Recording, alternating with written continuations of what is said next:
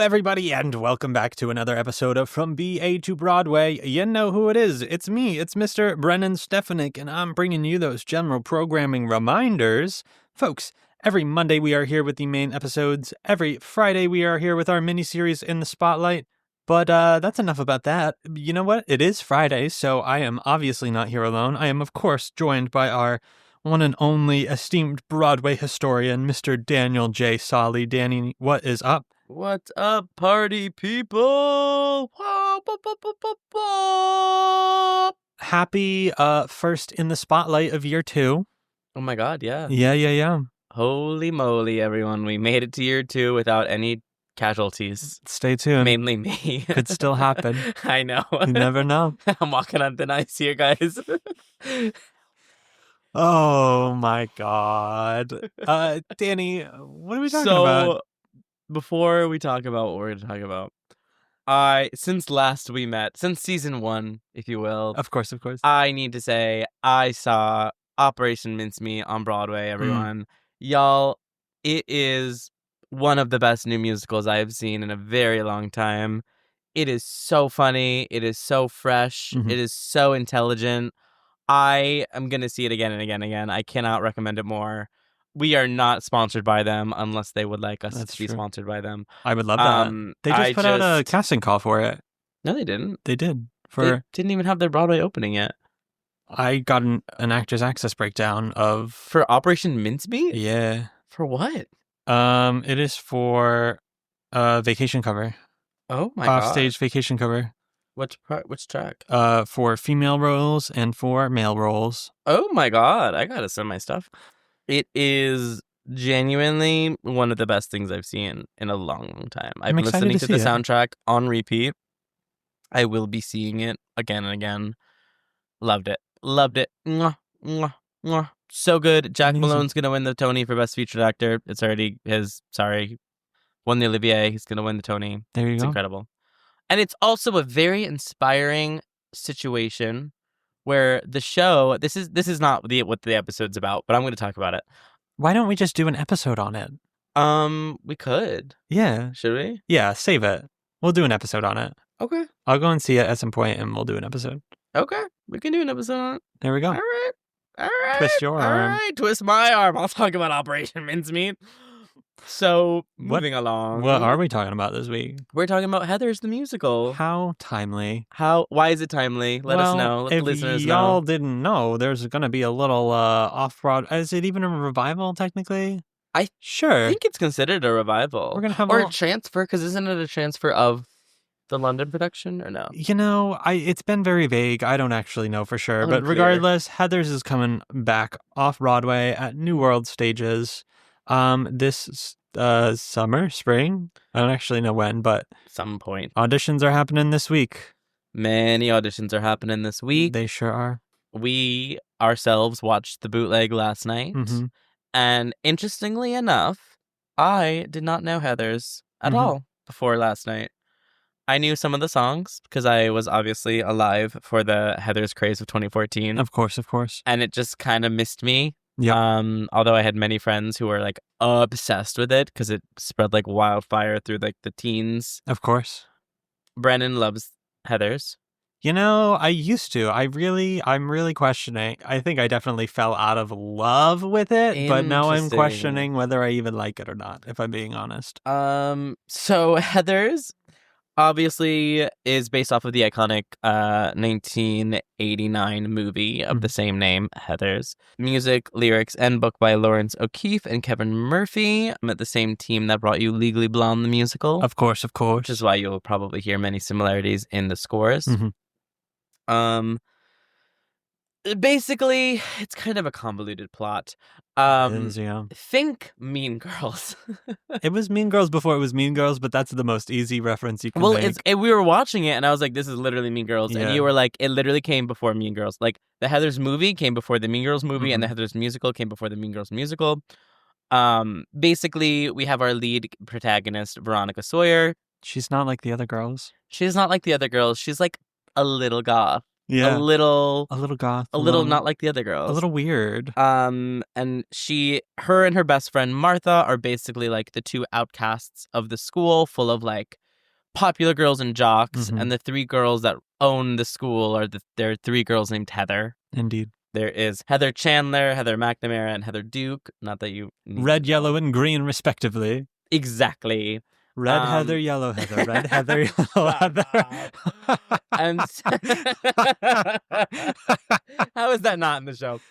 That's so. What a great point! Wow. So it's camp. Like the show is like very campy. 100%. It's very like. What's the word I'm looking for? Because it's not a parody, but it's a dark comedy for sure. It's like a dark comedy. It's heightened realism. It's like meant to be ridiculous and over the top. And so it's like you have all of these high school stereotypes. There's like the ridiculous mean jocks and like the three beautiful popular girls, the two outcasts, and basically. Again, think Mean Girls. Veronica gets in with the Heathers. She becomes part of like the little mean clique. She experiences like the party life of the quote unquote popular kids of the school. Yeah. But she is drawn and attracted to the trench coat wearing outcast JD, Jason Dean by his government name. And so then one night when she has a falling out with the Heathers, JD influences her to kill the main Heather. And so that kind of just like makes the show spiral into oblivion. He's killing off people left, right, and center. She feels caught in the middle of it. And the show ends with him about to like blow up the entire school, but she appeals to his higher nature and he ends up killing himself. And then they all go back to life as normal. Yeah. With a couple of kids dead. Yeah. Would you say that's like a good... Sure. That's a good, neat bow tie synopsis? It's a very campy show about very dark stuff. It is, which is like kind of I would say that's kind of the aspects of the show that I appreciate. Yeah. Where it's like I do appreciate a show where it's like we throw no punches, nothing is off limits. Yes. We're gonna like say the shock factor thing out loud. I don't think it's my favorite show. I don't think that I understand why it's never had like a Broadway transfer. Yes. I think that it came out at the right time for it to be very popular. I think that it was kind of the first of this kind of genre of musical, I think for sure, in the sheer way that it did it. It was off-Broadway. It was, I'm a little minimalist, it was still kind of scrappy in a way that was very charming. Yeah, because it was New World stages, so they weren't like in a huge Broadway house. It was a standard off-Broadway theater. I've never seen the original movie, but I think what it does well is that it doesn't take itself too seriously. For sure. In the way that I think some other musicals might, and that is kind of where their downfall is. Yeah. So it's very interesting when you look at the history too, because it was in development for quite a long time. They started having readings of this musical in 2009. Wow. With Kristen Bell as Veronica. That's crazy. Isn't that crazy? That's crazy. Kristen Bell was Veronica in like almost all of the workshops. That's insane. And then there was, in 2010, there was a concert version presented at Joe's Pub, which is connected to the public in New York. It's like the workshop started in LA, and then when they brought it to New York to Joe's Pub, this time it was directed by Andy Finkman, who I think has been the director of all major productions since. And this one starred Annalee Ashford as Veronica Sawyer and Jeremy Jordan as JD, which is iconic. Yeah. Like, I read that and I was like, that's a cast I want to see. Yeah. I mean, not anymore, but yeah. I'd still want to see it. Okay. If you're telling me that they said Annalee Ashford and Jeremy Jordan would be starring in the Heathers revival, you wouldn't be like, I need to be seated for this. Of course I would see it. I need to be seated for this. Yeah. Interesting. Very interesting. And I wonder, like, what happened? Were they, like, moving on to other things at that point, or were they dropped? Because I know Annalee Ashford often talks about in the beginning of her career, she was like the workshop girl. She was in the workshop for everything. She did every workshop, and then when they went to production, she was dropped. So I don't know if that's what happened here, or this might have been like right before Kinky Boots. So she might have left to do Kinky Boots. Who knows? Who's to say? Who's to say? Who's to say? And then, so they had that New York workshop in 2010. And then in 2013, they brought it back to LA. And this time, they brought in Barrett Wilbert Weed. Barrett Wilbert Weed. I always want to say Reed. It's a tough one. Like Barrett Wilbert Weed. It feels like it should be Reed. Yeah. It sounds like it should be Reed. Barrett Wilbert Weed. Barrett Wilbert Weed. They brought her in as Veronica and Ryan McCartan as JD. Mm-hmm. And I think they were both, correct me if I'm wrong, I think they were like unknown at the time. They were very young. Yes. So this was kind of their big thing. And then after that production in 2014, they brought the show Off-Broadway, played at New World Stages, directed by Andy Fickman, which is kind of cool. I feel like sometimes directors can come and go, but he seems to have been the one doing it from the conception to the run. And this one, Barrett Wilbert Weed and Ryan McCartan came with it, which is cool. Mm-hmm. And Jessica Keenan Wynn, who's kind of famous, she was Heather Chandler. Mm-hmm. And I think this production was also always a limited run. It was never kind of just like this open-ended thing. Gotcha. They opened on March 31st, 2014 and closed August 4th of 2014. So it was just like a summer run. And then a couple years later, we got the West End. I know. Calm down. West End. Enough. Production in 2018. Yeah. And that one starred Carrie Hope Fletcher as Veronica, who is like she's pretty big on the West End, I think. She's like big girly over there. Again, directed by Andy Fickman, which is kind of fun. They ran for a minute, and then there was like a big West End tour. What I think is interesting is that the show seems to run a lot longer in London than it does in New York. Yeah. Because they were on the West End, they took it on a national tour, they brought it back to the West End, and then that West End production 2024 left on another UK tour.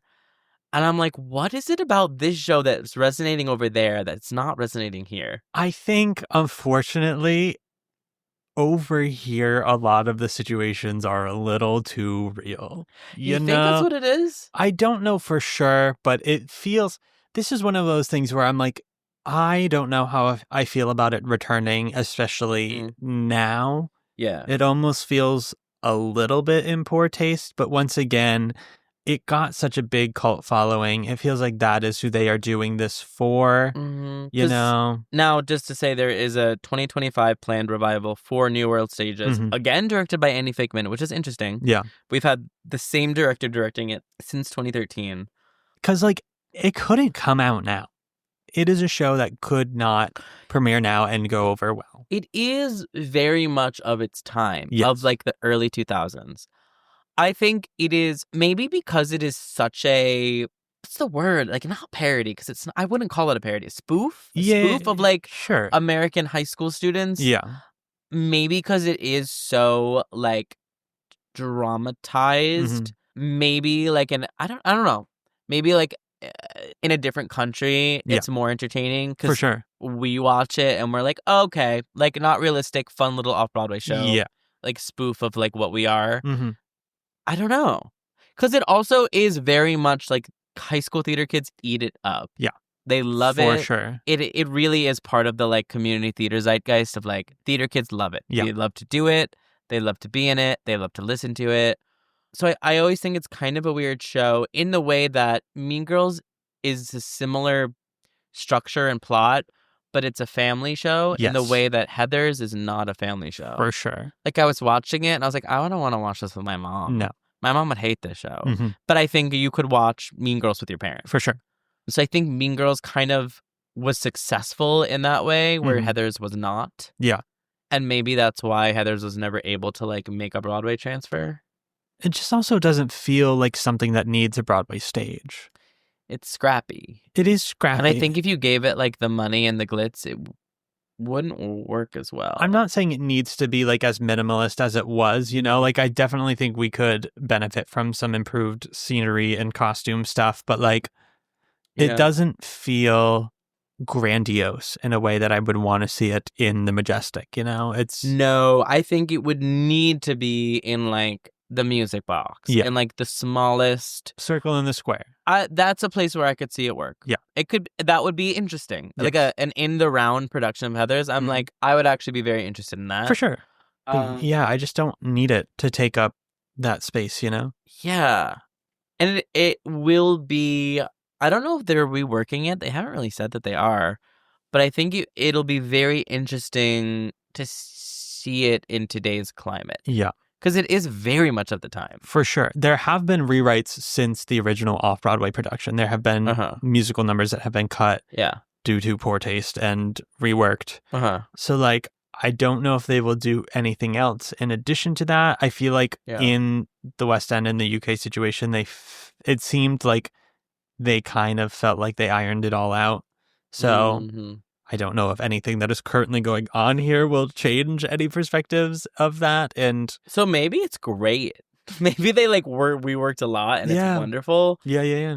I don't know. I just don't. The thing is, like, I discovered the show in, I want to say 2017. It was between my sophomore and junior year. And I got hooked immediately. I was like, this is fun. This is edgy. You know, JD was like the archetype of like what I wanted. Like, I'm a loner. I'm like, this is like obviously not the school shooter. Did you wear a trench coat to high school? No, I was a loser. I was a loser, but not in a cool way. But not in a school shooter way. No. More just like in a regular way. Exactly. I would have loved to be considered a cool, dark loner, you know, but no. Yeah, I definitely imprinted on it for like a year, I would say. It took up a year of my life. I was listening to it nonstop. And it just, last night was like the first time I like really went to rewatch it, probably since then. Yeah. And it was just a lot less shiny than I remember it being. You know, it was it doesn't age well. It was, well, even just like production wise and stuff. Like I really held this on a pedestal of like, I don't know, this was something really different and fun, and like it's fun, it's campy, it's weird, it's different, but like it's not as worth of a pantheon as I thought it maybe once was. I've always been confused by it. I mean, because I remember when it came out, I was in high school, and so like all my friends were obsessed with it. Yes. All my friends were going to see it. Like the run at New World was sold out. Yeah. Like the entire run completely sold out. I had a friend who saw it 8 times. That's crazy. And I didn't get to go see it because it was just like impossible to see. But like people would play the music, and I was always kind of like, what? I wonder if now that Mean Girls exists as a musical, if this will not be as popular this time around. It's possible, because Mean Girls took hold in a way that I don't think this did. This took hold in a scrappy kind of, I'm losing the word. I feel like it kind of people ironically love it. Okay. Maybe. I don't know. I also feel I've always been very confused by Heathers and very confused around like the hype of Heathers. It does have this cult following, but like that's what it is. Oh, that's what you were saying. Okay. I was like, what does Rocky Horror have? A cult following. Understood. I think it seems like a lot of people are gravitating either towards Veronica or Heather Chandler. You know, like those feel like they're the two it roles that everyone wants. But now I feel like in this world, I feel like people would rather be Regina than they would be Heather Chandler. You mean like from an acting perspective? I mean, yes. Yeah, I think Regina. I also think that like if you write a halfway good pop anthem where a girlie gets to belt, you're gonna have theater girlies like, you know. Listen, I'll give it to Heathers. They do have some bops. They do have some bops. Dead Girl Walking Reprise. Yeah. Yeah. If someone wants to belt that in my face, I'll let them. Literally. When was it last week? I heard what's that song? Freeze Your Brain. I heard Freeze Your Brain I had never heard the song, which is like so weird that I've never heard it. No one's ever sang it in any class. Weird. And I was like, Brennan, this is like a pretty good song. Yeah. Like this is a pretty good audition song. And you were like, do not use this in an audition, you idiot boy. Unless you were going in for Spring Awakening or I was like, Spring should Awakening. we like learn this song and sing it in auditions? And you were like, no. Like, why do you live under a rock? That ship has sailed so far. And I'm like, look, if Angela Lansbury hasn't sung it, I don't know it. Heard. I'm sure she has, though. She would be a great Heather She's Chandler. off book. Oh, my God. Hear that, Kelsey? Yeah. Patti LuPone does it. I'm curious to see how this turns out. I think it's going to be a very interesting little experiment. Yeah. And like my friend went to the ECC today. Mm-hmm. And they like handed out scrunchies with like logos on them. They've been doing that all week. Every EPA. And I'm like, that is the most Every auditioner that walks out gets a scrunchie. I will say. What do you think about it? I will say this casting team seems to try. They seem to be putting in an effort to like try and make people feel appreciated. Mm-hmm. You know, they do have a virtual open call happening, which means that anyone anywhere can submit to be in the show, so long as you can be local to New York when it happens, which is great. They seem to be adamant that they are going to watch every video. Oh, yeah. And I think this show in particular, like, they're probably going to cast people in their 20s. Yes. Like 20 to 22 years old. I hope so. It's a... We looked at the website, me and my friend, and it showed, like, the cast that's currently playing in London. They all look like they're 20. Oh, yeah. Which, like, makes sense. For sure. Makes sense. So, like, that's probably why I feel like when shows like that, like, I know when Dear Evan Hansen was God, I sound so fucking old. When I was a kid and Dear Evan Hansen was on Broadway, it was, like, very easy to get seen as a non-ec at those EPAs because they were very actively looking for young people to do the show. And I think that's the vibe with Heathers. Heard. And it's not the casting team who made the decision to hand out the scrunchies. I feel like that's, like, the producers and the marketing. Yeah, directorial stuff. It just... something feels weird to me about like professional actors at an audition and you're advertising your show to them. I don't know. I think it was just a fun like let's go into the world. I will say though, this is really funny. I mean, general disclaimer, I was working the first day of the Heathers EPA the other day. I was Brennan the audition. decides if you get cast or not, guys. That is not true. I was the audition monitor for it, and by the end of the day, I was noticing that the scrunchies that people were coming in with matched their outfits. So the guy that was handing out the scrunchies started trying to color coordinate the scrunchie that he gave them. Who is that gay icon? I don't know. It was so funny. So that wasn't the monitor who hands out the scrunchies? Where are they getting them? Like in the room, they would hand you the scrunchie? No, they stationed someone on the bench outside of the room to hand you a scrunchie after you exited the room. They got, it was nice. They got a scrunchie and then a sheet with a little QR code. And apparently the QR code brought you to a video from the director that was like, hey, it's rough out here, you know? Like we watched the video. Yeah. So me and my friend, we like scanned the QR code. We watched the video. It was very sweet. It was just like hey, I'm recognizing that this is really hard. I appreciate you guys coming out to audition for this. Yeah. But it also, I think it was on the website of like the UK production. You know how like productions have websites. Oh, okay. And so then it was like meet the cast, and we were like, wait, what the hell? Oh, that's weird. But then we're like, oh wait, this is the London cast. Understood. But for a second we were like, did you post the cast list already? Weird. So that I appreciated, and I think that was I'd been to one audition once where the director did that, like gave us a QR code to a video that of him just like thanking us. Yeah. And I think that's an appreciated gesture. Yeah. That was just nice. Just when you like will recognize the actor's humanity. I've never seen anything like that. I don't know. Yeah. I think it'll be interesting. It'll be interesting to see who they cast. For sure. I think that it won't be any stars. I feel like they're going to cast a bunch of random 20-year-olds, and it's going to be all of their first credits. And I think that is a way to get people excited about it. Be like, this new up-and-coming cast of Heather is like back in New York. Listen, as a random 20-year-old, I love that idea. When I said 20, I meant like 20. Listen, when I shave this beard, not 30, Brennan. Nothing's stopping me. Old and ran through. I can't believe you just said that to me like that.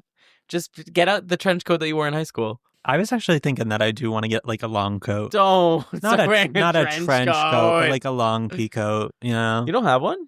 I have a pea coat, but like I want like a long one. I'm surprised you don't have one. I want like a kind of oversized long one. I'm imagining like a Burberry. You know, kind of like a trench coat. Yeah, I'm imagining like a Burberry trench coat that you have. Nah. Do you not have Burberry? No. Why? It's wild that you're pronouncing it like that. So maybe you should get an oversized trench coat. I agree. And you can hide your guns in there. Oh my God. Insane. You know, I don't want to sound We're just going to stop there. I don't want to sound too fucked up, but like, you know, Dylan Klebold and Eric Harris, who committed the Columbine shootings, wore trench coats to school. They called themselves the Trench Coat Mafia.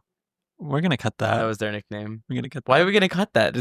it's U.S. history. Okay, that's fair. That's actually fair. We're not going to censor U.S. history. Don't censor me and don't censor Heathers unless, it's a little problematic. Yeah, I'm just curious because, like, this is a show that inherently deals with things like school shootings and date rape and...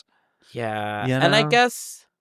Like, they use the word rape very freely in this campy musical in a way that, like, that word feels uncomfortable for me to say out loud. I think I disagree. Heard. I think we should be using those words. And I think that okay, I'm not saying that we shouldn't use it. It just feels... You're like, we should come up with another word. It just feels like they're using it an unprecedented amount. Yeah, I think they're... Okay, I will admit, I don't know Heathers enough to, like, really delve into that. But I actually think within reason, like, there is an argument to be made that it should be, like, thrown around that much, and it should be thrown in our face. And it's like, yeah, we're doing, like, it's funny and it's ridiculous, but also, like, we are gonna show this and, like, pull the punches and say the words, and you're gonna watch it. I think that there is actually, like, it's hee ha ha funny and ridiculous. Like, yes, it is, and that's, like, the medium that they're telling the story within. But I also think that it's, like, that much more powerful when it's like, yeah, we're not going to censor it. We're going to say it. We're going to say it a million times, and you're going to sit there and listen to it. And when you walk out, you might be thinking about it in a different way. Yeah. I think if they give it a little bit more gravity, it might feel better. Because, like, I do feel like when it's mentioned, it is almost throwaway, like, kind of hee ha ha. Like, this is actually, we are using this as a part of a joke rather than this is actually happening. Let's acknowledge how fucked up this is. And granted, it is, like, a fun, campy musical, but I do think... But I also think, like, I feel like in any other piece of theater, it is given the weight. Heard. So, like, in a campy musical, like, we don't have to suddenly throw away the genre and the medium that we're telling the story in. That's true. All because we, like, have reached the like, sensitive content. Like, I think in the context of the show, and I'm not saying that the show isn't problematic or shouldn't edit this or that for whatever reason, but I think that, like, you don't have to all of a sudden change the tone of what you're doing because you've reached a sensitive topic. Like, I think that there is a way in comedy and in camp to address these things head on and not change your tone to be like, okay, now we've reached the sensitive topic, like, let's like slow down and give it the weight. Like, I think that, like, sometimes it's okay that it is like camp funny rape camp funny, like, it's part of the fabric of the story. But I do hear what you're saying. Yeah, and I hear what you're saying. And that's on clear communication. Now, if only our politicians could do that. And that's on open dialogue. I just tried to pop my tongue. It didn't work. Take away my gay card. Big fail. It was a big fail. I know. Yeah. Are we putting these songs in our book? No. My vote is a big no. And here's the thing. There are some very vocally impressive things in it. I just think that in terms of the pantheon of overdone songs, this is overdone by, I would say, by younger folks. And I do think this is also just a judgmental thing of observation that it feels like if you're bringing this in for something that is not this show, it kind of makes you seem a little bit juvenile in your performance. And it's just, it doesn't feel like, other than vocally, that this kind of material translates to other shows extremely well. Yeah, I agree. Although, I mean, if you're going to sing Dead Girl Walking Reprise and, like, belt the house down, I guess do it. Yeah. But other than that, Yeah. It's got a big old For sure. And that's and that song. If you want to sing 17 at a cabaret, great. Oh, that's one like 17. Sure. That's the one where it's like, you are 16 going on 17. Yes. And it's Barrett Wilbert Weed. Yes. And Ryan McCartan. Yes. Who's currently Jay Gatsby. Very much so. Did you hear about I did. the Gatsby lore I of did. him right now putting a hex on those audience members? Yes. He's going off the deep end a little bit there. I kind of love it though. Like he is camp. Yeah. He is the moment. I love it for the wrong reasons. So for those of you who don't know, he's playing Jay Gatsby in The Great Gatsby on Broadway right now. And I haven't seen the show. Me neither. But I saw a bootleg of the certain moment when, spoiler alert, that's what I meant. Yes. Jay Gatsby gets shot and falls into the pool, and on Broadway, it's a little ridiculous. He gets shot, and then he literally just rolls off stage into the pit. And apparently, a couple weeks ago, audience members laughed. Well, it was a field trip of kids. Is that what it was? Yeah, it was a field trip of a high school. And people laughed in the audience because he rolled into the pit orchestra. And Ryan not everyone did the reading. And Ryan made a series of Instagram stories where he was like, people are out here exposing their souls in a truthful death scene. You're laughing. I put a hex on you. And obviously, if you make a story like that, people are going to make fun of you even more. Yeah. And so now people are laughing during the scene like all the time. And that's the story. And that's that. And you know what? I think he's an icon for it. I love it. Oh, for sure. I love it. Good for him. Yeah. Good for him. You know what? More hexes. More hexes. That's what I say. I put a hex on. You know what? When next time I don't get cast in something, I'm going to email the team. I hex you. Pass me my crystal. Let's put a hex out there. Put a hex. Who are we hexing tonight? I don't know. Oh, you know who we're hexing? I don't want to say it. Our management company. Yeah. Our bathroom's leaking, guys. Yeah, our bathroom ceiling's leaking again. Yeah. Rough. So we're going to sign off and send a strongly worded email. That is exactly right. Okay. I hope you learned something a little bit from this episode, guys. Yeah. In short, go see Operation Mincemeat. And Heather's Off-Broadway. At some point. Once we see it they and open. can verify. But we're going to do an episode on Operation Mincemeat because I'm fired up about it. Okay. I almost did it, but then I was like, I want to give it the weight it deserves. Yeah. So I wasn't ready to do an episode on it. I'll try and go see it within the next couple of weeks so that we can do that. I'll go. I want to see it again. I know you do. And I know you will. I felt like a read, but I gotta take it in stride because Okay. it's wonderful. That's great. Folks, if there's a certain show you want to hear us talk about, you can let us know by finding us over on the Patreon. That is patreon.com/BA to Broadway. All of our principal tier Patreon members get to choose the shows that we chat about, so come let us know over there. As always, you can find us on most social media platforms at BA2Broadway. You can find me at Brennan Stefanik. You can find me at DSauls. And until next week, folks, bye. From BA to Broadway is created, produced, and edited by Brennan Stefanik, music by Dylan Kaufman, and cover art by Jordan Vongsithi.